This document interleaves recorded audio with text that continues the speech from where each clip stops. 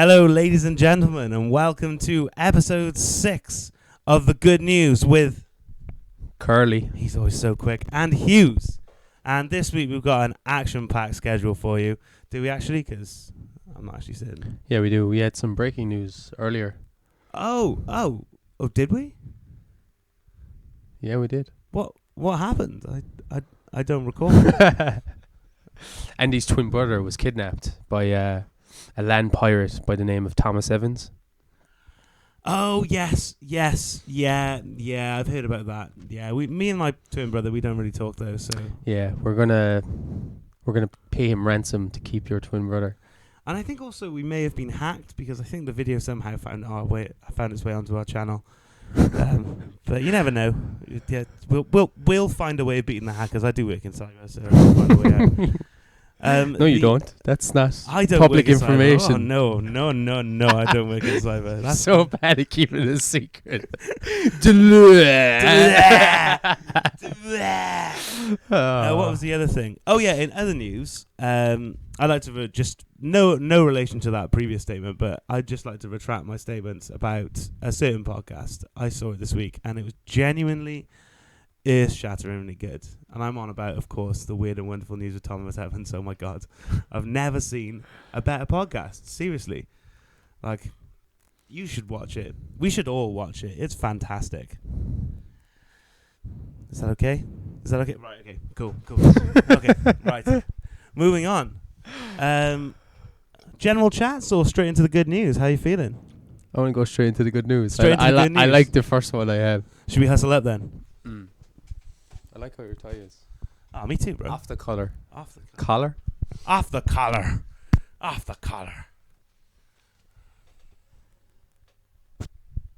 I won't mean mug. In global news, the world's first non-polluting ferry set sail from Marseille. But my question, Andy, how come ships aren't built in Belfast anymore? Well, I don't know. Don't let go, Andy! I mean, we're not supposed to laugh at these. I'm sorry. Okay. And scene. Good news, everybody. One dedicated patriotic woman has been noted by the Metro this week as viewing the Queen's coffin, not the body, 7 times. But it is revealed that she was shocked to discover that she would not be receiving a free coffee on the 8th visit. I thought that was going somewhere else. Somewhere darker. Wait for the second one. In local news, man tracks down teen who mugged his nephew to see if he would turn his life around. He hasn't. The man also got mugged. Ooh, very good. I mean, news. Good news, Chris. A man has been arrested today for holding eggs as the Queen's coffin travel. I've absolutely butchered that. I'm just going to do it again. Going Queen But heavy. we're not going to cut it out because every week, Jim. We don't know how to We edit. spoke about this last week. Yeah. And he still didn't get it sorted. This man's not a professional. Fella can't edit. Fucking. You'll find out who. Just read the fucking teleprompter. There's nothing on your sheet. That's true. It's a blank page. Good news. A man has been arrested today for holding eggs as the Queen's coffin travelled through Edinburgh. The fucking idiot. He should have known the Queen only lets you hold little boys' cocks, not actual ones. That was worth it. And finally, for me, Andy, an author spent his lifetime searching for a woman who taught him how to read. She surprised him, though, by saying his books were as if they were written by a 10-year-old and were a shot in a bucket. Another shot in a bucket. Very good. I have my final good news. We may have mentioned it already, but good news. Jim is here. We have a producer. Well, when? So let's just take. Oh yeah, say hello for the lovely folks at home. I will say hello. You'll never see my face, but you'll hear my voice if you're lucky. And the lack of laughter will determine whether or not we're terrible. But yeah, Jim is here, and when we are not a podcast that works off an ironing board with a webcam on it, he will be running the desk, pressing the buttons, and doing the laughter in the background like they do on YMH. But yeah, it's really nice to have Jim here. He's going to fact check us. So when we say our horrible bollocks that we usually do, he's going to tell us why we're wrong. And he's going to fake laugh every now and again. Good one, Jim. Brilliant job. How do you feel about Jim's edition? I feel great about Jim's edition. Yeah. I think it was, our young Jamie. Young Jamie. We've got a young Jamie, haven't we? Does that Yeah. make you, Joe Rogan, and me, Ari Shafir? It kind of makes us like, it sounds like we're groomers. Like the way you worded it there, that we have a young Jamie. Well, you don't see him on camera, and he's actually 14 years old, but he's one of them. Do I get paid now? Or? He's asking if he gets paid now. You get paid never, Jim. You get paid never. Get paid in experience. Yeah. That's, in the industry of entertainment, that is the most important thing. That will pay your bills. That will put food on your fucking table. And you better be fucking grateful too. I get my credits. Yeah, you get your credits. This is the exposure they've all been talking about, Jim. This is it. Yeah, Welcome exposure. to the show. It's not quite the BBC. And by It's not exposure, quite the BBC. and by exposure, when this is all wrapped up, we're going to expose ourselves to you. Yeah. And then I'll expose you guys.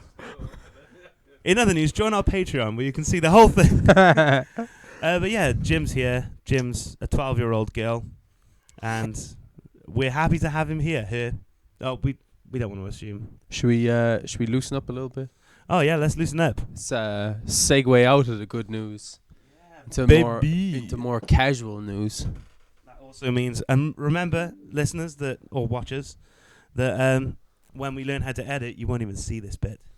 You know, So make the most of it. Also, I know it's almost tradition to talk about what we learned this week at the end, but I want to talk to you about what I learned this week right now. Are we also shuffling in, or is that Yes. nice? So I and I have to get my phone for this. I learned this week that Lady Gaga was a IRA sympathizer. Really? Yes. Bear with as I show you the subliminal messages in her music.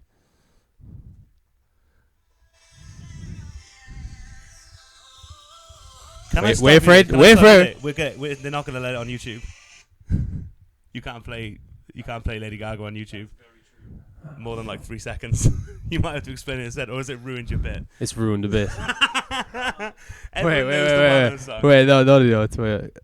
I'll do 2 seconds. It's only 2 seconds. You've already had your 2 seconds, I reckon.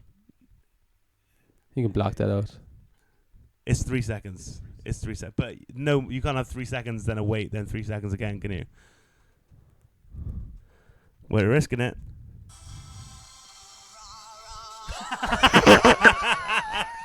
Totally worth it. Totally worth it. Yeah, so Lady Gaga is Lady Raga. yeah, she's for the Ra.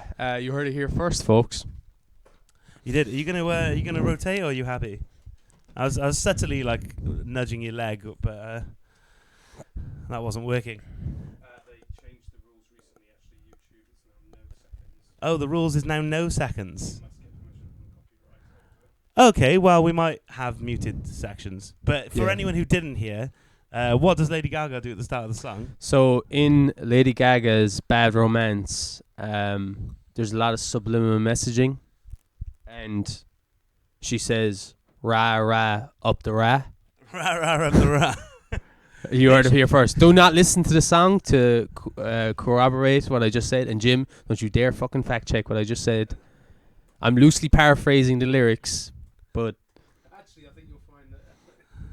So she's for the rap. it's the 5-minute anniversary of Jim being on the podcast. So should we resoundingly tell him to fuck off? Fuck you, Jim. Just throwing that out there.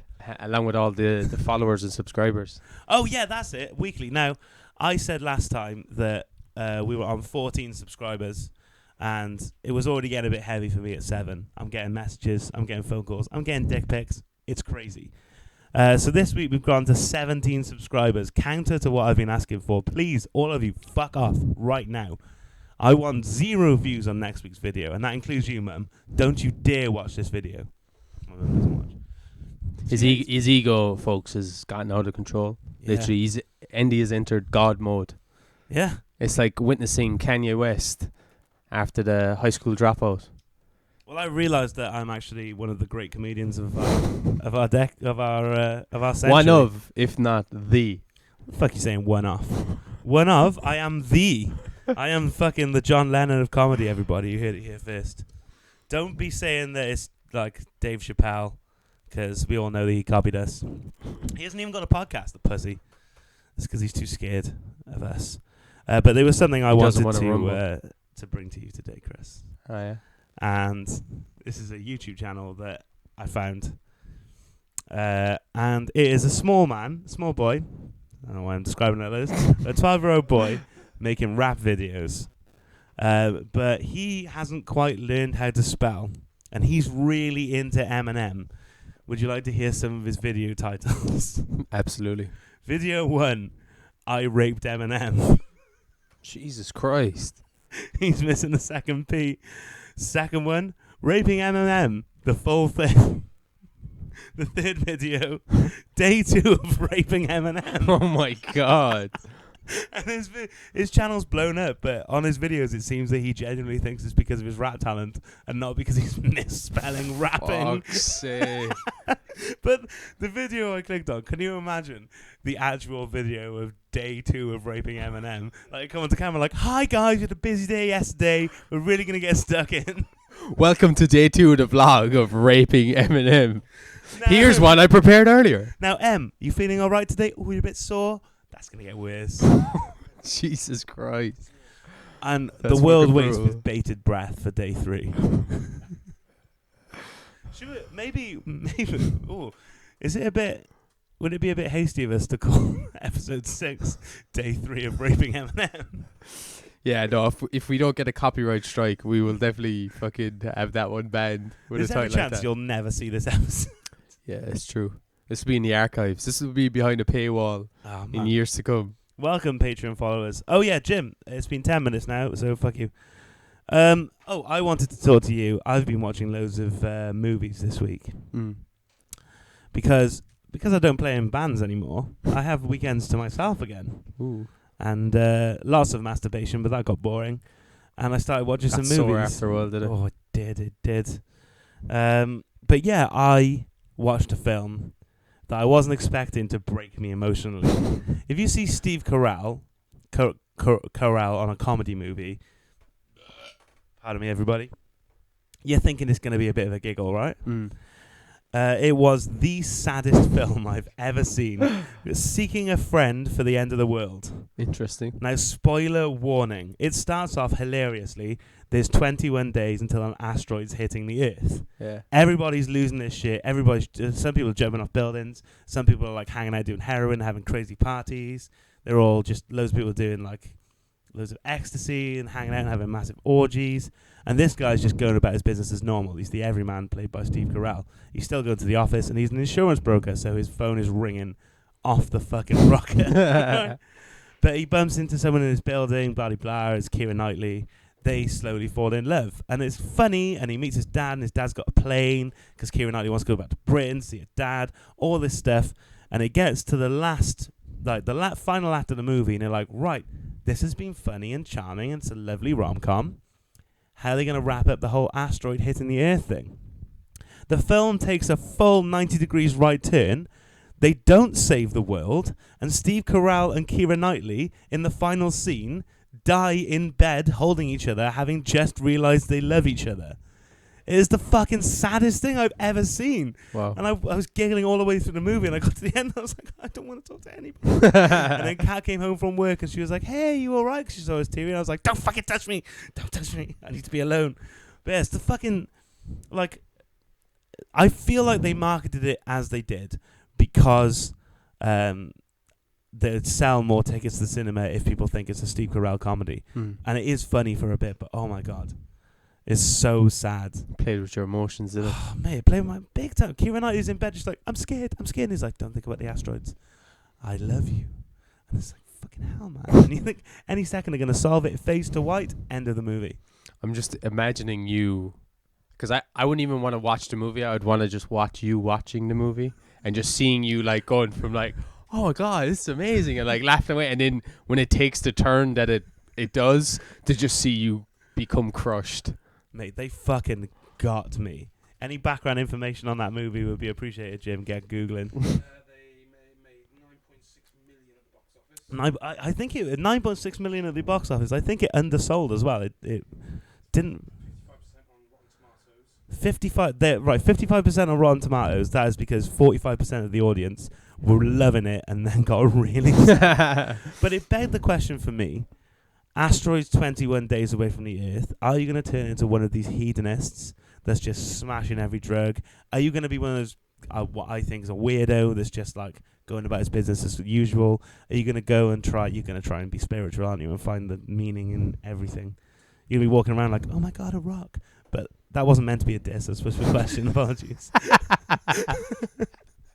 It was a very sharp question. Yeah, what do you do? Asteroids 21 days away. To be honest, like with the, I think it would be a natural inclination to go hedonistic, right? Like I think most people would be like, oh, let's just fucking smash a load of drugs, like do all this shit. But like, I feel like I've done a lot of that. You know what I mean? I feel like I know what that is like. So I would probably like, I wouldn't just go about my day because it would be such a perspective shift. It's like when you come across individuals that are like terminally ill, they are in a different mind frame to just about everybody. Like there's that, it's not necessarily a sense of peace, but it's a sense of like urgency where they're like, oh, because we all have an expiry date. It's just we don't know when. Whereas like someone who's terminally ill, they're like, oh, my expiry date is 9 months from now. Yeah, it's coming up. So it's like, I would imagine with like an asteroid being 21 days away, I would probably like try and do some things that I'd always wanted to do. And yeah, in a fucking roundabout way, find some deep, meaningful spiritual aspect of it. So I really just sidestepped your assumption, but yeah, correct. So like as the asteroid's hitting, you'll be able to tie a ribbon around it and be like, aren't we all really the asteroid that's hitting the Earth? We caused this, didn't we, guys? As I'm levitating above the ground. With your self-righteous indignation. But the I was thinking, what would you do? I was thinking. Well, I had an observation that I was left with after the movie is everyone's acting in that movie as if the world's ending because they have an expiry date. But we are all terminally ill. Like everyone that you've ever met is going to die, but doesn't act like they are. Everybody acts like they're immortal, which is why I think things like midlife crises happen. Yeah. Because you get to a point where like, I don't know, you blow your knee out for the first time, you're like, oh my god, this is end. And so at some point in everyone's life, they realize that this has an ending. Yeah. But it's kind of the societally expected thing that will find a way of blocking that out and find a way of going back to normal. But maybe it would, humans would make more sense if everybody on Earth was running around like there was fucking 10 minutes to live. People would make a lot more sense to me if they did that. Yeah. Because you should be like, you really should be like, oh my god, I could die tomorrow. Why am I don't know, working in an office and working for a big corporation in my front room? That's the question. Like, why am I not running around with my pants around my ankles trying to fucking make shit happen? No, it's interesting. I think we spoke about this before about like that dying before you die. Like, yes. Like, not ruminating, but contemplating the fact that, not how you're going to die or anything like that, because that's like a bit morbid, but the fact that your mortality, like meditating on that like aspect of yourself, because it definitely gives you a sense of urgency, because you're right, we do feel like we're going to live forever, we feel immortal, and that causes us to become complacent with our lives, and not just complacent with our lives, but complacent with other people's lives. We think like, oh yeah, I'll see this family member tomorrow, I'm sure I'll see them another time. Like the way we say goodbyes is so casual, as if like, oh yeah, I'll probably see them tomorrow, but you're not guaranteed that. You're not guaranteed that from them, and you're not guaranteed that from yourself. But then on the flip side of that, if every time I said goodbye to you, I was like, Christopher, just welling up, my heart, my life, and my soul, I'd have to have a nap like every 3 hours if I did. If you're real intense. End of every meeting, you'd be like, people who have gathered today to discuss the proposal. There's definitely a balance though. I value you and I love you. But there's definitely a balance, because like when you think about those, like say people in their last moments and they don't know it's their last moments, and the people that are around them, often they have that regret where they're like, I wish I knew. I wish I would have known, like say that they were going to die tomorrow or something like that. I would have said this or would have done that. Like that's what, like people don't regret the things in their own life. They regret the fact that they didn't, I suppose, be there for someone else, like in their time of need kind of thing. I think those are the biggest regrets. It's not like, oh, I didn't do this, or I didn't make enough money, or I didn't do this, or I didn't do that. It's like, oh, I wish I told that person that, I don't know, I liked them, or I wish I said sorry to that person. You know what I mean? That's what we often regret. Not the things that we didn't do. Weird, no one regrets not bungee jumping. Into the other side of that because at the moment my life is centered around making enough money now so that in my late 30s and 40s that can pay off. So I'm kind of playing a long game, which seems on the surface like a low risk approach, but it's actually, if you consider it, quite a high risk approach because I don't live the healthiest of lives. There's every chance I could cark it when I'm like 33. But my plan is to stick a few readies away and then go and do something sick. But maybe the mindset is to live a little more hand to mouth and just go out there and do. Get yourself a fucking van, get agency work so you can pay to put fuel in the van and live things very simply.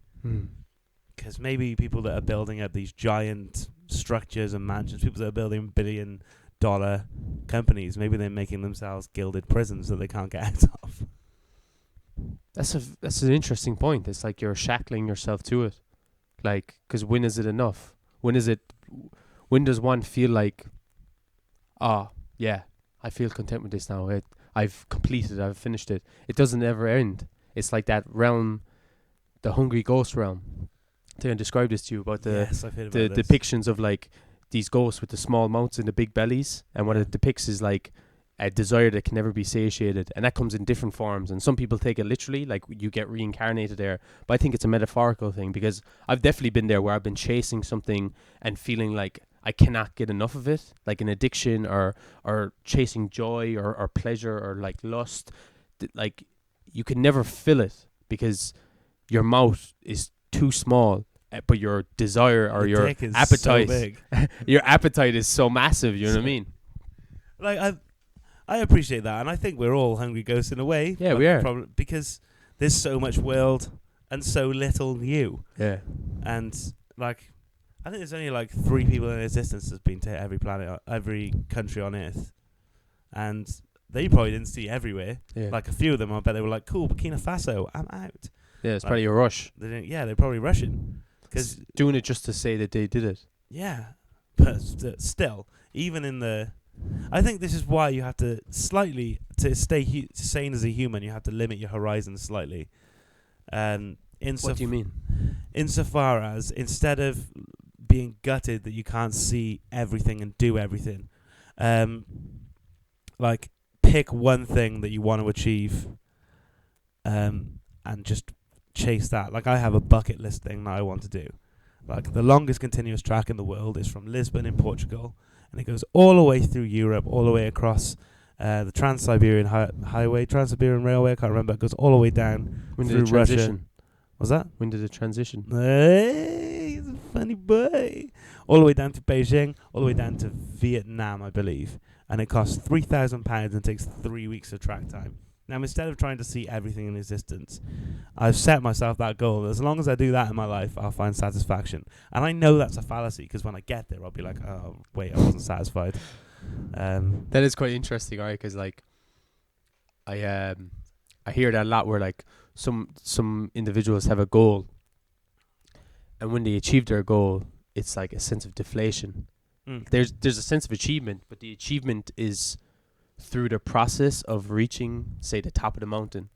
Being on top of the mountain is great. You're like, oh yeah, I achieved it. But then it's like, what now? It's like that film Soul, that Disney film Soul. Oh, I love that film. Fucking hell. That like encapsulated it so well, where like he dreamed about being a jazz musician like his entire life, and that's what he was practicing for. And then he got there, and like it was amazing, and he was just like, wow, this is incredible. And then he was, at the end of it, he was just like, oh, what now? And she was like, we come back and we do it again. And he was like, oh, was that it? Is that it? Yeah. Obviously, I'm butchering the fucking plot of the film. It's a wonderful movie, and as a musician, it really struck me. I saw a waved hand there, Jim. Did you have a point?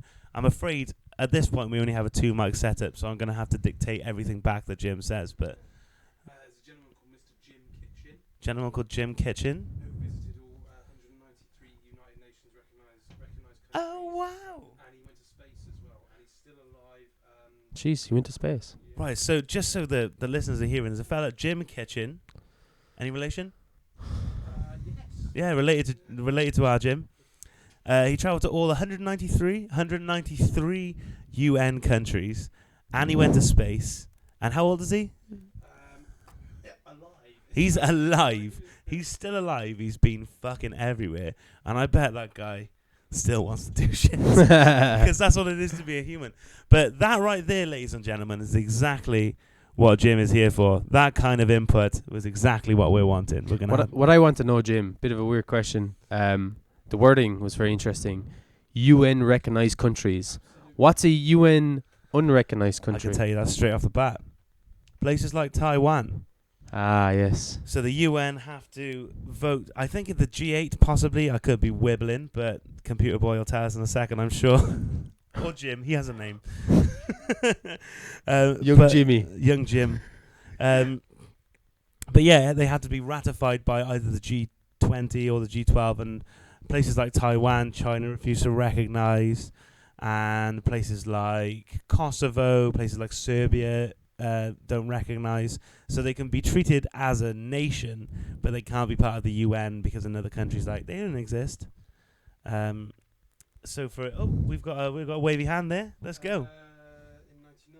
In 1999. In 1999, G8 added 16 new nations. It's now called G20. Oh, the G8 added 16 new nations and it's now called the G20. Wait a second. Okay, That hold doesn't on. add up. That doesn't fucking add up, does it? Although maybe they were kicking out the Soviet Union, adding the Russians. Maybe that kind of shit went on. Well, with Jim Kitchen, it was all UN recognized countries. So whatever. Breaking news on Jim Kitchen. So when the UN recognizes a country as a country, Yeah. it gets added to the list. There is another. Right. There is another gentleman, Mr. Anderson, who is said to have visited 195 countries. Apologies for the dead air. There's another fella called Jim Anderson. Is it? Mr. Mr. Anderson. Yes, D.S. Anderson, another guy who's visited all the countries. So yeah, as soon as they become UN ratified, Jim Kinch is on the first plane over there. I wonder, he went to North Korea then. That's a also, Mr. Anderson. So Jim Ketchum must have had to be really picky because with like when he went to these places, because I went to Israel and that means I can't go to Jordan or Oman or other places in the Arab world until I get a new passport. So he must have timed some shit quite well, because you can't go to China after you go to Taiwan. So he must have gone China first. He must have been real picky about how he did it. No, props to the guy. He had a mission and he fucking understood the assignment. Takes a lot of organization. Why can't you go to Arabic countries after going to Israel? They don't like each other very much at all. I know that, but like, how come as someone that's not from there, you can't just visit it and go somewhere else? I don't know exactly, but I know that if you visit... Or is it something that's like frowned upon rather than like illegal or I prohibited? think you'll just struggle to get a visa to get into those countries if you've been to Israel recently, because they're like, oh, what are you doing? It's like, who you been seeing lately? Whose team you on? Oh, you fucking been It's seeing like you sort of Jessica? slide into your ex's DMs and they're like, I thought you were fucking seeing Sophie. You come crawling back here. That kind of shit. Do I have any more bits, or are we all freeform from here? I think I ran out of bits. Did you learn anything new this week? Did I learn anything new this week? You should go first. You should. Well, mine was earlier on in the podcast. I learned that Lady Gaga was for the Ra. Lady Raga. Lady Gaga. I fucking love that. Oh, I did learn something this week. Oh, But Lady Gaga being for the Ra Ra. is fucking ra up the Ra. ra up the Ra. This is me I just bet they fucking use that. portraying it. If What's they that? don't, they need to be using that. Yeah. But I learned a thing. It's kind of cheating because I learned it last week, and I forgot to say it, but it's interesting nonetheless, because we were talking about words last week, weren't we? And Yeah, we are. so I learned another word. My friend Mo taught me a word in Arabic. Nice. It's called Habibi. I know this. You know Habibi? Hmm. So for the people... Guinness is gassy today. I don't know why it's making me gassy, because it's a flat drink. So Habibi can be used to say hello. It can be used to say goodbye. It can be used to say I like you, I hate you, leave me alone, fight me, hug me. Depending on how you say it, Habibi is just a casual word. It's a bit like mate, but like more. So Mo and I this week have been giggling because anytime he messages, he's very senior at my work. So anytime he messages me something to do, I just keep replying Habibi in writing, which means nothing because he's like, "What does that mean? What are you trying to say?" It's like, Habibi, bro, you know. So Habibi, I'm familiar with it, but just for the people at home, Habibi is all determined on the tone by which you express it. Yeah. Okay. Yeah. It's a bit like bitch in our language because you can be like, bitch. It's versatile, yeah. Bitch. Yeah. You say bitch, and I'll try and work out what you're trying to say to me. By using your... Bitch. Oh, you like it. You like it what you seeing. Okay. Try me. I got you. Bitch. Ooh, that's like antagonistic kind of questioning. Like, you step into me? Yeah. Do you want another round of bitch off? Or you want to leave that one? I was actually like thinking of I don't know why. Like it seems bitch. I hear it seems to be a segment now of us like exchanging words from like different languages. One of my favorite words from my home language is ishka baha, which I might have told you about. Oh, it's delicious. So it's two words, ishka and baha. Ishka means water, baha means holy or lively, and what it actually directly translates into is whiskey. Really? But it's holy water. So what is it? Lively and what? Ishka is water. Water. And baha or banaha is holy. So it's you holy never, water. It's never holy. So whiskey is holy water in Irish. Yeah. That's brilliant. No wonder they fucking That'll give you an idea of my nation's priorities. Like, water. Yeah, it's fucking What's culture Guinness for in you. Irish? Dizzy water. We actually pronounce it Guinea. Guinness? You don't. You fucking don't. No, you don't. We're people of culture, you know what I mean? You fucking believed that, didn't you? A little bit. my life's been a lie. Fucking hell. Right, we're heading into our 30-second minute. So it's the question we ask ourselves: are we going to be more entertaining, or are we going to bid our audience a fond farewell? I'm so happy to do either. I'm having a lovely time. I think we'll bond them a fair Christ, Christ, I'm fucking fumbling over my words here. You've worked 12 hours today. Yeah, it's true. Are you allowed to say where you work? Yeah, at the power plant. The power plant. How's It's a that? fucking nuclear reactor there. Is there? Bro, like In literally in Barry. Fuck you. The thing is as well, right, and this isn't like, I think this is public knowledge. If it isn't, I don't care. I'm not going to be there for very long, I don't think. There's another chemical plant in the vicinity, so if the nuclear reactor in the Barry power plant were to go off, it would react with the chemical plant further down and not only level the whole plant, but level all of Cardiff. Wow. Bro, like, I remember we were doing the induction, and I was just like, we're way out of our depth here. Like, why do they have doormen providing security here? Bro, literally, like, what the job consists of is, like, fucking full-on vehicle checks. Like, I'm checking, like, these fucking trawlers and trucks. I'm like... flashlight and everything. Bro, it's fully, like, because they can't bring on anything electrical, anything with batteries, because it could react with the reactor and fucking kill everybody. Man, it is crazy. I remember when they told us about it, and they were like, oh, so you're going to be like checking to make sure no one brings in anything. And I'm like, haha, no pressure, huh? Cause, and the thing is, right, I remember one of the guys was saying, like, this is the safest place to be if anything were to go wrong, because, like, you're liquid. Yeah, you're fucking... You're gas, bro. Like, you would not know. Whereas, like, the people in Cardiff and Penarth, they were like, what's that smog making its way over here? Oh, no. Yeah. Whereas, like, if you're on the site, like, obviously you're fucked. Like, there's 100%, like, guarantee you're dead. But, like, you're so close to the blast that you're just... Can you imagine 1 second you're like, oh, what are we having for lunch, bro? Next minute, gas. Oh, man. Yeah, because... yeah, it's fucking weird, man. Like, it's, every time I go on there, like, it's so huge as well. Like, to do like a patrol of the place, it takes like an hour and a half to 2 hours. Jesus, it's crazy. I don't know if I'm giving out information I shouldn't be giving out, but like, well, it's like nothing specific. You know what I mean? You're not gonna be there ages, are you? No, I'm not. It's just for the moment. Like, but yeah, no, it's definitely like quite interesting. You know what I mean? please continue to do your best. It worries me that Yeah, it worries me the too. people stopping Cardiff going up in smoke. To be fair, like they should be on salary. You shouldn't be agency. No, like for sure. It's crazy. Let's just get someone from wherever. Yeah. Yeah, he does the doors in soda. Sound. Yeah, he can watch our nuclear reactor. Fuck me. There's an immediate 10-mile radius for your nuclear meltdown, but there's actually a second radius of contamination for 50 miles. Jesus So getting from Christ. Jim, there's a 10-mile radius where you're liquid or gas. That'll be the liquid radius. That'll be the liquid radius. 10 Is there a miles. smaller gas radius or?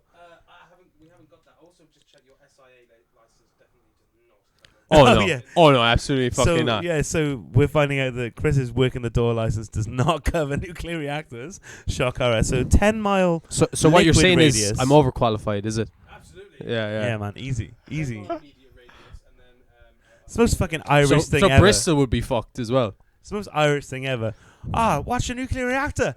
Nuclear physics. Sure, I'll do it. Give us a top hat. Give us a hard hat. I'll be fine. Give us a hard hat and a 5-minute induction.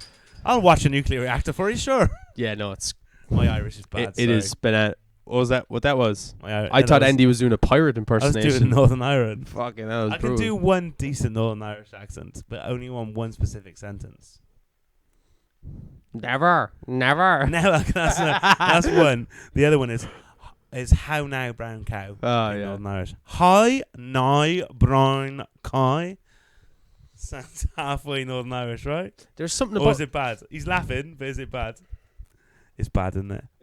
It's bad. the silence says it all.